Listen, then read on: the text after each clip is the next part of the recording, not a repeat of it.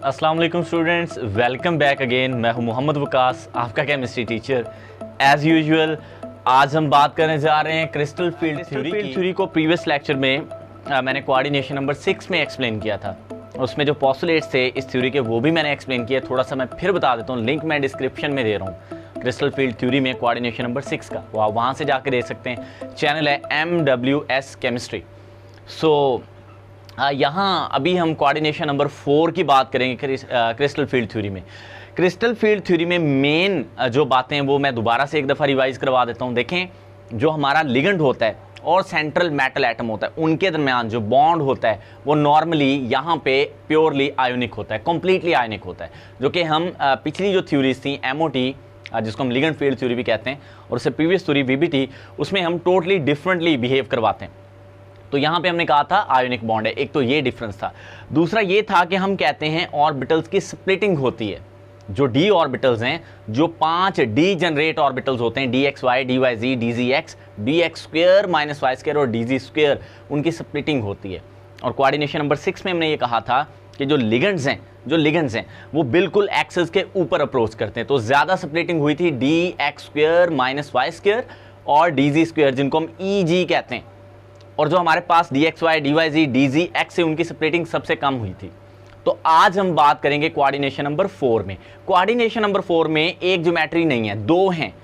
Coordination number 6 में तो सिर्फ ऑक्टाहेड्रल ज्योमेट्री थी, यहाँ पे दो ज्योमेट्रीज हैं। यानी हमारे पास टेट्राहेड्रल ज्योमेट्री भी होगी और स्क्वायर प्लेनर कॉम्प्लेक्स वाली ज्योमेट्री भी होगी। तो सबसे पहले हम बात करेंगे कोऑर्डिनेशन नंबर 4 में टेट्राहेड्रल ज्योमेट्री की। तो आइए देखते हैं।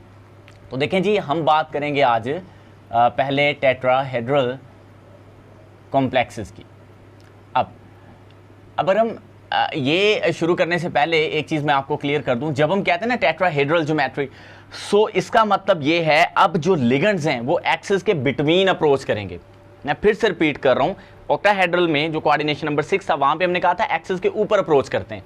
यहाँ पे हम कह रहे हैं between the axis ligands approach करते हैं। हमारे पास ना जो ऑर्बिटल हैं वो टोटल कितने हैं, D।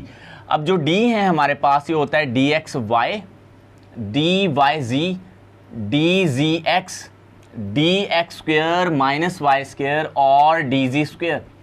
ये 5 हैं डीजेनरेट एटॉमिक ऑर्बिटल्स। इनमें से ये जो 3 हैं ये एक्सिस के दरमियान हैं, बिटवीन एक्सिस। ये मैं अपने सारे लेक्चर्स में आपको ये बताता रहा हूँ, बिटवीन एक्सिस हैं ये वाले, है ना।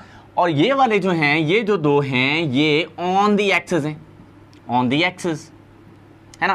तो अब देखें, जो बिटवीन दी एक्सिस हैं इनको हमने T2G कहा, T2G, और ये ट्रिपली डीजेनरेट और ये डबली डीजेनरेट EG थे। अब अभी मैं ये बता रहा हूँ, जब हम टेट्राहेड्रल कॉम्प्लेक्सेस यानी टेट्राहेड्रल ज्योमेट्री की बात करते हैं तो जो हमारे लिगेंड्स हैं वो एक्सिस के दरमियान अप्रोच करते हैं। तो इसका मतलब ये एक्सिस के दरमियान है, तो इन पे सबसे ज़्यादा रिपल्शन यानी इनके साथ लिगेंड्स की इंटरेक्शन सबसे ज़्यादा होगी in case of tetrahedral complexes formation. So इसका मतलब इनके अंदर जो स्प्लिटिंग है वो ज़्यादा होगी। तो ये ज़्यादा स्प्लिट होंगे, यानी ये वाला सेट ज़्यादा स्प्लिट होगा एनर्जी में और ये कम होगा। तो इसको हम बना लेते हैं डायग्रामेटिकली। देखें, अब हमारे पास बेसिकली 1, 2, 3, 4 और ये 5 है। अब जब लिगेंड्स अप्रोच करेंगे तो होगा क्या, हमारे पास दो सेट बनेंगे, 1, 2, 3, और नीचे रहेगा 1, 2। If you remember in octahedral complexes, ये जो मैं ऊपर 3 बना रहा हूँ, यानी ये जो हमारे पास T2G हैं ऊपर जो हम बना रहे हैं और EG जो नीचे बना रहे हैं, ये बिल्कुल ऑपोजिट था in octahedral complexes coordination number 6 में। अब यहाँ पे डिफरेंट है। तो यहाँ ये वाला हमारे पास है dxy, ये है, मैं इसको दोबारा से, dxy, dyz और ये dzx है, और यहाँ पे है ये dx square minus y square और ये हुआ dz स्क्वायर। तो आप चेक कर सकते हैं यहाँ पे जो हमारे पास एक्सिस वाले लिगेंड्स हैं वो नीचे हैं। तो अब इसकी एक एग्जांपल ले लेते हैं, लेकिन इससे पहले देखें, ये तो हमारी मेन एनर्जी लाइन है ना। तो यहाँ ये जो एनर्जी का दोनों के दरमियान सेपरेटिंग का ये डिफरेंस आ रहा है ना।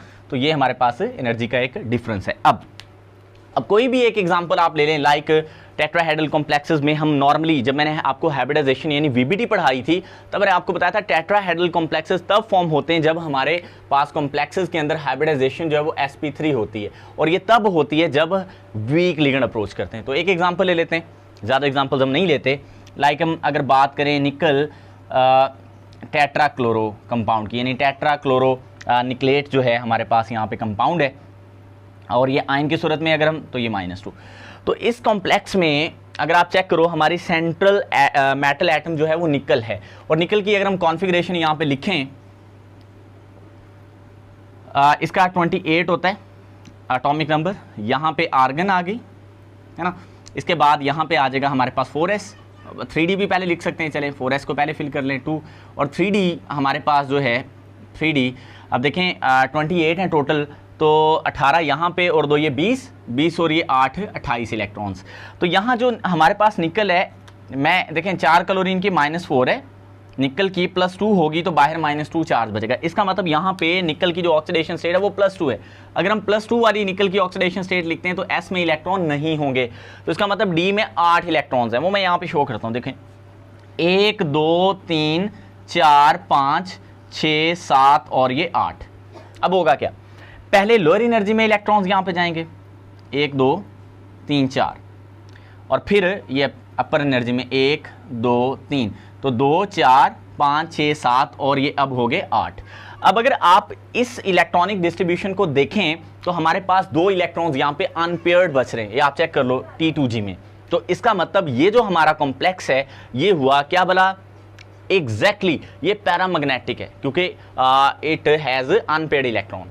तो हमारे पास ये क्या होगा, पैरा मैग्नेटिक। मैंने आपको एक और भी चीज़ बताई थी, इफ़ यू रिमेंबर, मैंने ये बताया था कि जो ये हमारे नीचे वाले ऑर्बिटल्स हैं यहाँ पे अब डीजनरेट, ये वाले 2, ये बॉन्डिंग ऑर्बिटल्स कहलाते हैं। जो ऊपर वाले हैं इनको एंटी बॉन्डिंग कहते हैं। एंटी बॉन्डिंग में जितने इलेक्ट्रॉन ज़्यादा आते जाएंगे, जो हमारे पास कॉम्प्लेक्स है उसके और लिगेंड्स के दरमियान रिपल्शन बढ़ती जाएगी। क्योंकि अगर हम एनर्जी को यहाँ पे ड्रॉ करें तो एनर्जी डायग्राम कुछ यूँ है, तो जितने इलेक्ट्रॉन ज़्यादा एनर्जी में जाएंगे इसका मतलब वो उतना ही कंपाउंड को अनस्टेबल करेंगे। तो जितने ये इलेक्ट्रॉन कम होंगे कंपाउंड उतना हमारा स्टेबल बनेगा। तो ये थी हमारे पास tetrahedral complex on the basis of crystal field theory. I hope कि टेट्राहेड्रल कॉम्प्लेक्स आपको समझ आ गया होगा। यहाँ तक अगर आपको समझ आ गया ना, आपने लाइक ज़रूर कर देना है, अभी इसको लाइक कर दें, ठीक है। इसके बिल्कुल पैसे नहीं है, फ्री है, तो फ्री ऑफ कॉस्ट आप लाइक कर दें। और अगर आपको ये वीडियो समझ आ रही है तो प्रीवियस वीडियोस जाके ज़रूर चेक करें, मैं उम्मीद करता हूँ वो आपको समझ आएंगी, बिल्कुल समझ आएंगी, और ये अपने दोस्तों के साथ भी आपने शेयर करनी है। तो आगे बढ़ते हैं। आगे जो इस वीडियो का दूसरा हिस्सा है उसमें मैं आपको यही CFT ही के बारे में बताऊंगा, लेकिन उसमें हम टेट्राहेड्रल कॉम्प्लेक्स की बात नहीं करेंगे, बल्कि उसमें हम स्क्वायर प्लेनर कॉम्प्लेक्स की बात करने जा रहे हैं। तो उसकी स्प्लिटिंग किस तरह से होगी वो थोड़ा सा हमें परेशान करती है, लेकिन I will really hope that after seeing my lecture you will understand very clearly. तो आइए हम इसको देख लेते हैं। जी तो स्टूडेंट्स, इसी वीडियो में अब हम आगे बात करेंगे टेट्राहेड्रल कॉम्प्लेक्स के बाद स्क्वायर प्लेनर कॉम्प्लेक्सेस की, जो कि कोऑर्डिनेशन नंबर 6 में कोऑर्डिनेशन नंबर 4 में बनते हैं। तो स्क्वायर प्लेनर कॉम्प्लेक्सेस।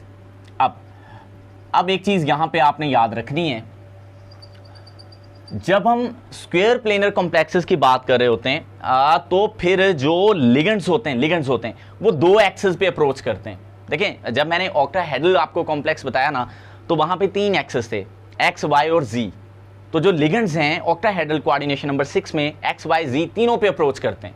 तो इसलिए सबसे ज़्यादा स्प्लिटिंग इनकी हुई थी। मैं दोबारा बता देता हूं, जब हम ऑक्टाहेड्रल कॉम्प्लेक्सेस की बात करते हैं तो तीनों एक्सेस X, Y, Z की तरफ लिगेंड्स जो है वो अप्रोच करते हैं, तो इनकी स्प्लिटिंग ज़्यादा होती है, और ये बिटवीन दी एक्सेस होते हैं, इनकी स्प्लिटिंग कम होती है। लेकिन अभी जो मैंने आपको टेट्राहेड्रल कॉम्प्लेक्स समझाया ना, इसमें मैंने अभी आपको बताया कि जो लिगेंड्स हैं वो एक्सेस के दरमियान अप्रोच करते हैं। मैंने बोला एक्सेस के दरमियान, यानी यहाँ पे लिगेंड्स बिटवीन एक्सेस अप्रोच करते हैं। ये मैं लिगेंड्स की बात कर रहा हूँ, सही है, हम बात कर रहे हैं यहाँ पे लिगेंड्स की, ये आपने बात याद रखनी है। तो लिगेंड्स यहाँ पे एक्सेस के दरमियान अप्रोच करते हैं इन केस ऑफ टेट्राहेड्रल कॉम्प्लेक्स। तो स्प्लिटिंग कुछ इस तरह से हुई। अब हम बात कर रहे हैं स्क्वायर प्लेनर की। स्क्वायर प्लेनर में एक्सेस के ऊपर तो आएंगे, लेकिन वो एक्सेस सिर्फ 2 होंगे। वो कौन कौन से होंगे? एक आपको पता है एक्सेस एक्स एक्सेस है और एक वाई एक्सेस है, क्योंकि यहाँ पे हम प्लेनर की। तो अब हम स्प्लिटिंग देख लेते हैं ऑर्बिटल्स की किस तरह से होगी। तो हमारे पास 5 ऑर्बिटल्स हैं डी जनरेट, DXY, DYZ, ये सेंट्रल मेटल एटम के हैं, DZX, dx square minus Y square और है हमारे पास dz स्क्वायर, ये 5 है। अब हमें ये देखना है, क्योंकि लिगेंड्स जो हैं वो दो एक्सेस पे आ रहे हैं, एक्स और वाई एक्सेस पे, और एक्स और वाई एक्सेस पे सबसे ज़्यादा ये स्क्वायर वाले ये सबसे ज़्यादा रिपेल्ड होंगे, है ना। तो ये सबसे ज़्यादा रिपल्शन फील करेंगे, और सबसे कम किसकी होगी, जी स्क्वायर वाले की, यानी जी स्क्वायर पे सबसे कम रिपल्शन होगी, क्योंकि जी पे तो किसी लिगेंड ने आना ही नहीं है स्क्वायर प्लेनर में, क्योंकि स्क्वायर प्लेनर का मतलब एक्स और वाई एक्सेस पे। तो देखते हैं, देखें हमारे पास थोड़ा सा इनका आपस में भी एनर्जी का डिफरेंस होता है। ये जो डी एक्स वाई है, डी वाई जी, डी जी एक्स, इनको थोड़ा नीचे बना लें, और जो हमारे पास यहाँ पे डी एक्स स्क्वायर है माइनस वाई स्क्वायर और डी जी स्क्वायर, इनको थोड़ा ऊपर बना लें। अब होगा क्या, अब सबसे ज़्यादा मैंने बोला रिपल्शन होगी इसको, ये बिल्कुल एक्सेस के ऊपर आ रहे हैं दोनों, तो ये सबसे ज़्यादा ग्रेटर रिपल्शन इसको होगी। उसे थोड़ी सी कम जो रिपल्शन है वो यहाँ पे होगी डी जी स्क्वायर, बल्कि सबसे कम, यानी लेस रिपल्शन इस पे होगी। ये बातें तो दो आपने याद रखनी है। तो इसका मतलब ये सबसे ज़्यादा जो स्प्लिट होगा वो ये होगा, यानी D X square minus Y square, है ना। और सबसे कम रिपेल कौन होगा, ये वाला डी जी स्क्वायर, क्योंकि ये ना एक्स एक्सेस पे ना वाई एक्सेस पे। अच्छा, अब थोड़ा सा कम रिपेल होगा लेकिन ज़्यादा होगा, इस वाले से कम होगा। अब वो कौन सा होगा, जिसमें एक्स और वाई दोनों आते हैं, फिर वो ये वाला होगा, यानी इस पे सबसे ज़्यादा रिपल्शन होगी नंबर 1, और इस पर थोड़ी सी कम होगी इस वाले से, तो इसको मैं नंबर 2 पे लेता हूँ। तो इसका मतलब यहाँ से एक ये वाला बनेगा हमारे पास डी एक्स वाई। अब ये जो दो है ना, ये बच गए जो, इसमें ज़रा देखें, इसके अंदर y आ रहा है, x नहीं है, z है। देखो y की वजह से रिपल्शन थोड़ी सी है, और इसमें x आ रहा है तो x की वजह से थोड़ी सी रिपल्शन है। इसका मतलब इन दोनों पे थोड़ी थोड़ी रिपल्शन मौजूद है, लेकिन इन दोनों से कम है, यानी इस वाले और इस वाले से कम है। हम नीचे बनाएंगे तो ये बन जाएंगे यहाँ पे ये, तो ये बना हमारे पास डी एक्स जी और डी वाई जी, ये दो बने। तो इसका मतलब अगर नंबरिंग की जाए ना, नंबरिंग की जाए तो सबसे ज़्यादा रिपल्शन इस पे है, उससे थोड़ी सी कम इस पे, इन दोनों पे एक जैसी रिपल्शन है, और इस पर सबसे कम रिपल्शन है, जिसको मैंने नंबर 4 दिया है। रिपल्शन ऑर्डर मैं आपको बता रहा हूँ, तो उसके मुताबिक कुछ इस तरह की हमारे पास CFT डायग्राम आएगी। तो इस CFT डायग्राम को हम बिल्कुल क्लियरली अब समझ सकते हैं, क्योंकि लिगेंड्स ने एक्सेस के ऊपर आना था और वो दो एक्सेस थे, एक्स और। तो स्टूडेंट्स, अब हम इसमें इलेक्ट्रॉन फिलिंग की बात कर लेते हैं एक एग्जांपल लेके। तो एग्जांपल हम ले लेते हैं पहले वही निकल वाली, लेकिन यहाँ पे हम स्ट्रॉन्ग लिगेंड लेंगे। ये हमारे पास स्ट्रॉन्ग लिगेंड है, तो यहाँ हमारे पास इसके ऊपर जो चार्ज होगा वो आ जाएगा -2 अगेन, और इसकी ऑक्सीडेशन स्टेट +2 है। अगेन इसके डी सबशेल में 8 इलेक्ट्रॉन्स होंगे। अगर हम उनको फिल करें यहाँ पे, तो बेसिकली यहाँ पे 2 4 6 और ये 2 8, यहाँ पे एनर्जी का डिफरेंस ज़्यादा होगा, क्योंकि ये स्ट्रॉन्ग लिगेंड है, तो ये एनर्जी ज़्यादा होने की वजह से ये इलेक्ट्रॉन ऊपर नहीं जा पाएंगे, यहाँ पे पेयर्ड रहेंगे। तो ये हमारा जो कंपाउंड होगा ये क्या होगा, डायामैग्नेटिक होगा। आई होप कि ये भी आपको क्लियर हो गया होगा, ये डायामैग्नेटिक है। एक एग्जांपल और लेते हैं जो इसी स्क्वायर प्लेनर में पैरामैग्नेटिक हो, तो वो एग्जांपल हम कॉपर वाली ले लेते हैं, टेट्रामीन यहाँ पे, और इस पर +2 चार्ज है यहाँ पे। तो इसका मतलब यहाँ पे कॉपर की ऑक्सीडेशन स्टेट +2 है। कॉपर का एटॉमिक नंबर 1 ज़्यादा होता है निकल से, यानी 29, तो एक एक्स्ट्रा इलेक्ट्रॉन होगा, मैं यहीं पे बना दूंगा, तो वो यहाँ चला जाएगा, है ना। तो इसका मतलब ये हमारा क्या होगा, पैरामैग्नेटिक होगा। तो इसका मतलब जो हमारे पास ये वाला कॉम्प्लेक्स है ये पैरामैग्नेटिक है, और ये वाला डायामैग्नेटिक है। डायामैग्नेटिक को हम लो स्पिन भी कहते हैं, ये बात याद रखिएगा। अगर आपको पेपर में लो स्पिन हाई स्पिन वाला कॉन्सेप्ट आ जाए तो आप CFT के मुताबिक उसको बड़े अच्छे से एक्सप्लेन कर सकते हो। और पैरामैग्नेटिक को हम हाई स्पिन कहते हैं, क्योंकि इसमें जो स्पिन है ओवरऑल कैंसिल नहीं होती, तो मेनली इलेक्ट्रॉन अपनी स्पिन ओवरऑल दे रहे होते हैं। तो आई होप ये लेक्चर आपको बिल्कुल क्लियरली समझ आया होगा। इस लेक्चर में अगर आपकी कोई चीज़ रह गई है तो आप कमेंट करके मुझसे पूछ सकते हैं, या आपका कोई भी क्वेश्चन है तो आप ज़रूर कमेंट्स किया करें। मैं आपके कमेंट्स पढ़ता भी हूँ, उनका जवाब भी देता हूँ, और मुझे अच्छा लगता है जब आप कमेंट्स करते हैं। लाइक ज़रूर करना है। अल्लाह हाफ़िज़।